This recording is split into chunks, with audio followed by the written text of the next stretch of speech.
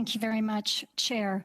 So we now know that there is a widespread problem of government officials working as contractors and getting contracts from the Government of Canada.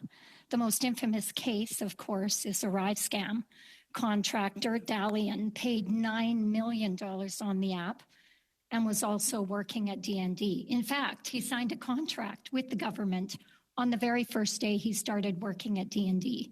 Treasury Board submitted documents to this committee on all conflicts of interest from government officials working as contractors. It included information from Global Affairs. They claim one official signed a contract and there was no conflict. But in the audit, it was clearly stated that one contract was approved by an individual who benefited from that contract. Is this not a direct conflict of interest? Thank you very much for the question, and I do welcome the opportunity to clarify that particular situation. And so the one instance within the audit where an individual benefited from the transaction, it was actually a contract that was put in place for coaching services for one of our managers within the department. The contract was for a value of under $5,000, and it was split over 2 fiscal years. In this instance, so I'm just going to stop you there, because I don't think the dollar amount matters, and I don't think that it was extended over 2 years. Do you not consider this a direct conflict of interest? If someone who works in a department is getting a contract from that same department? Thank you very much for the question. So in this particular instance, what happened was the employee put in place a contract for coaching services. And then when the invoice came in, the invoice was scheduled to be paid from her manager's fund center. But in this instance, that manager was actually acting on behalf of her manager when the invoice came in, and she signed for that contract. Now, by regulations, that employee was in the wrong, and they should not have signed that payment because they did benefit from the transaction.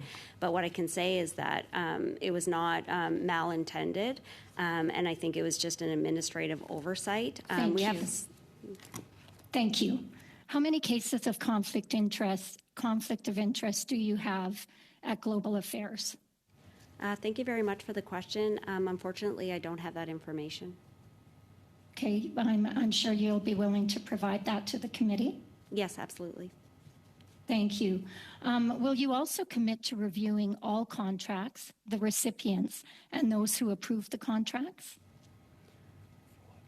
Thank you very much for the question. I think we would have to have further details on what you're asking for.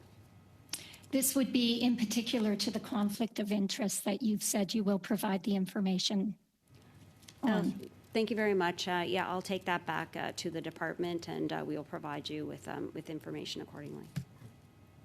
So you've given us the position that the person was in. You've given us some explanation around how they actually didn't benefit. Does this individual, because they were in the wrong in signing off on this contract, was there any sort of reprimand or reprisals in follow-up to that? Thank you very much for the question. This particular instant, again, it was the position of the department that this wasn't necessarily wrongdoing. This was more of an error on her part in terms of, she really shouldn't have signed that.